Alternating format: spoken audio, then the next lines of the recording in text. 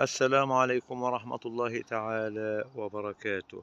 اللهم صل وسلم وبارك على محمد وعلى آل محمد كما باركت على إبراهيم وعلى آل إبراهيم في العالمين إنك حميد مجيد.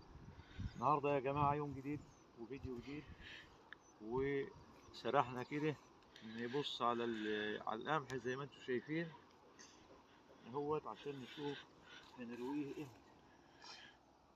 شوف الأرض فيها ايه، لسه نزل مطر والارض طريه زي ما انتم شايفين.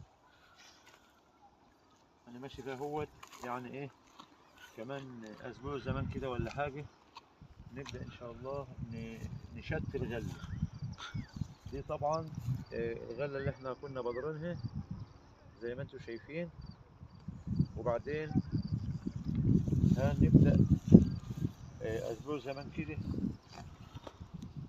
نبدا نرويها ونحط لها السماد بتاعها. بسم الله ما شاء الله. زي ما انتم شايفين القمح اهوت بدا يفجر اهوت، بقاله شهر زمان اهوت. بسم الله ما شاء الله اهو. القمح يا جماعه بيخلف اهو، يعني دي عود واحد بسم الله ما شاء الله اهو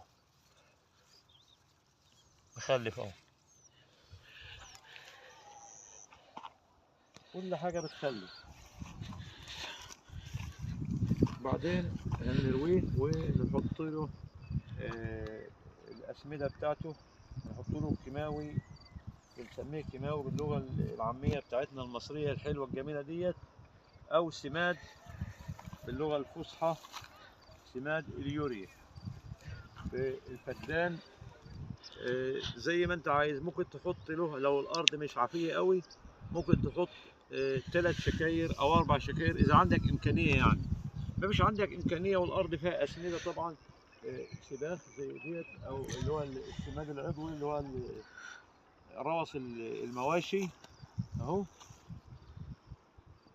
لو انت حاطط من ده كفايه قوي. ممكن تحط الفدان شكارتين 2 بس، اللي هو السماد البلدي. اما اذا مش عندك بقى هتضطر تعمل له بدايل بقى، تحط حامض وتحط الكلام من ده وتحط اسمده تانية عشان تعوض الكلام ده لو مفيش عندك مواشي يعني. فطبعا بنحط للفدان زي ما قلنا 3 أو 4 شكاير. لو انت ما انتش مسمده، ما انتش حاطط له سماد عضوي. احنا طبعا بندور بنشوف لو في حشائش ولا حاجه عشان نرش بالحشائش، بس هو يعني مفيش فيه.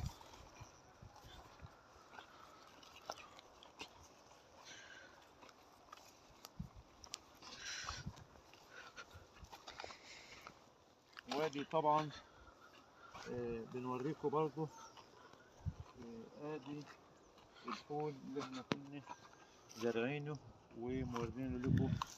هو كل واحد زارع زي ما انتم شايفين كده، ده الفول البلدي. كل واحد زي ما انتم شايفين كده زارع فول زي دي على جسره، ده بنسميه جسر.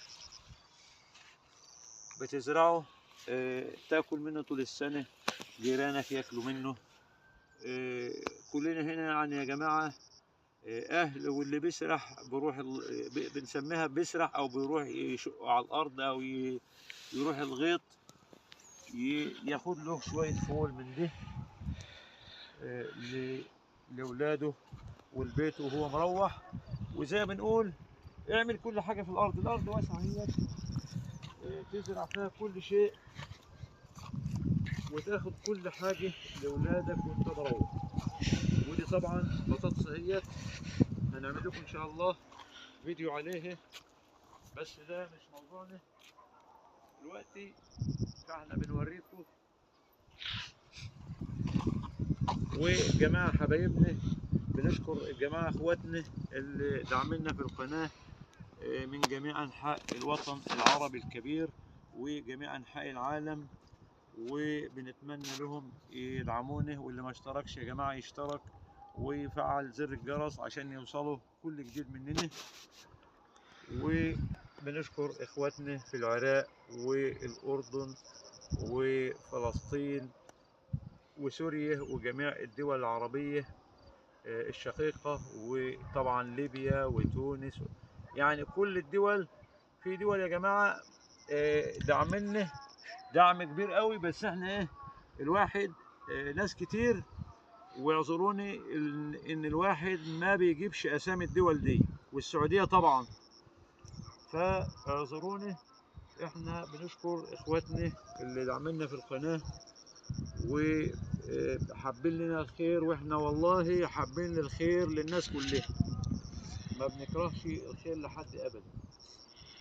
ادي زي ما انتم شايفين بلدنا الجميل يا جماعه كله شغال في ارضه اهو. يعني انت لو افتح يا اسلام كده الكاميرا كده وشوف، يعني هاتها قريب قرب شويه كده. الناس اهيت كله بيجتهد وبيسعى من اجل لقمه العيش، والسعي ورا الرزق ما هوش عيب خالص. العيب انك تفضل قاعد في البيت ومستني الرزق يجيلك لغايه عندك. طبعا الرزق مش هيجيلك لغايه عندك وانت قاعد. اتعب اجتهد عشان ربنا يعطيك، لكن ما تفضل قاعد مش هتستفاد حاجه، ولا الرزق هيجيلك. لكن انت لما تجتهد وتقول توكلت عليك يا رب، ربنا هيرزقك ويبعت لك الرزق. الحته دي فيها شويه اسلام، عايزين نبقى نجيب لها شويه فول او بشيله نشرب فيها. عايزين ما نخليش اي حاجه فاضيه في الارض خالص. الحتة الفاضية زي دي يا جماعة، يعني حتة فاضية زي دي كده، زي دي كده، نحط لها شوية فول من دي، أو نحط لها شوية بسلة. هتطلع هتطلع هتطلع تاخد منها طبخة طبختين أهي. خسارة تسيبها فاضية، يعني الأرض تفضل فاضية كده طول السنة ما ينفعش. او خاص. ها؟ او خاص. أي حاجة. الخس لا، الخس هنزرعه هنا على الجسر هنا، من هنا من جوه من هنا، بس لما نيجي نروي إن شاء الله، لأن الخس عمره بسيط 40 يوم، فهنزرع على الريشه دي، على الريشه دي. شاور كده ارجع ورا عشان ايه ايدي تيجي. هنزرع على الريشه دي ان شاء الله خاص كده، بس لما نيجي نروي مع الميه يعني نقوم جايبين الشت ونعملها على ايه، على الريشه ديت خاص. ازرع اي حاجه، الارض ما بتقولش لا خالص. اي مكان فاضي في الارض ازرعه، مش بخساره. انت تجيب شويه شت هتجيبهم ب 20 30 جنيه، هتملى الدنيا وبيتك ياكل وجيرانك تاكل، ومش ماهاش بفلوس، يعني فلوس اي كلام، بس في نفس الوقت انت بتعمل لبيتك وتاخد لجيرانك اللي ما عندوش ارض بتعطيله كده يعني. تجيب شويه كرنب برضه، شويه قرنبيط. اخواتنا في الاردن بيسموه زهره، تزرعه برضه حوالين الارض زي كده بيطلع. والارض احنا المحصول في العلوه الشتويه دي يا جماعه، باسم الجو حلو، جو مصر جميل، والزراعه بتبقى يومها بيومين لان الجو حلو. هو برد دلوقتي، بس ساعه ما الجو يشتي بيبدا الجو يدفي، والزراعه بسم الله ما شاء الله تلاقيها ماشيه. الارض التربه بتاعتنا زي ما انتم شايفينها تربه سمراء اهيت، مش زي ارض الوادي. وان شاء الله نقدر لنا البقاء واللقاء، يعني هصور لكم فيديوهات جميله جميله تعجبكم قوي من الوادي الجديد، فيديوهات حيه من ارض الواقع. ممكن افتح اعمل بث مباشر هناك ان شاء الله وانا في الوادي الجديد ان شاء الله خلال هاليومين ان شاء الله. ف الغرض من الكلام ان انت تستغل مساحه بتاع ارضك اللي ربنا عطاها لك ديت، استغلها. ما تخليش اي مكان في الارض فاضي خالص. يعني مش هتقول لك لا، الارض مش هتقول لا.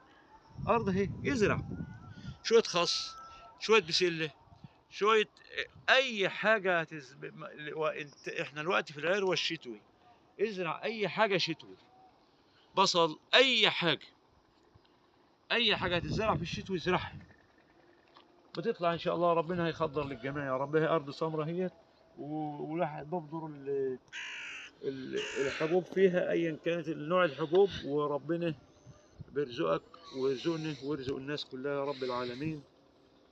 وطبعا ده كان فيديو مختصر كده معاكم، وان شاء الله في ري القمح هعمل لكم فيديو في ري القمح وبضير السماد ان شاء الله. وما تنسوش تدعمونا في القناة وتفعلوا زر الجرس عشان يوصلكم كل جديد مننا. وطبعا بنقول زي ما بنقول كل مرة، دمتم في امان الله وامنه، والسلام عليكم ورحمة الله تعالى وبركاته.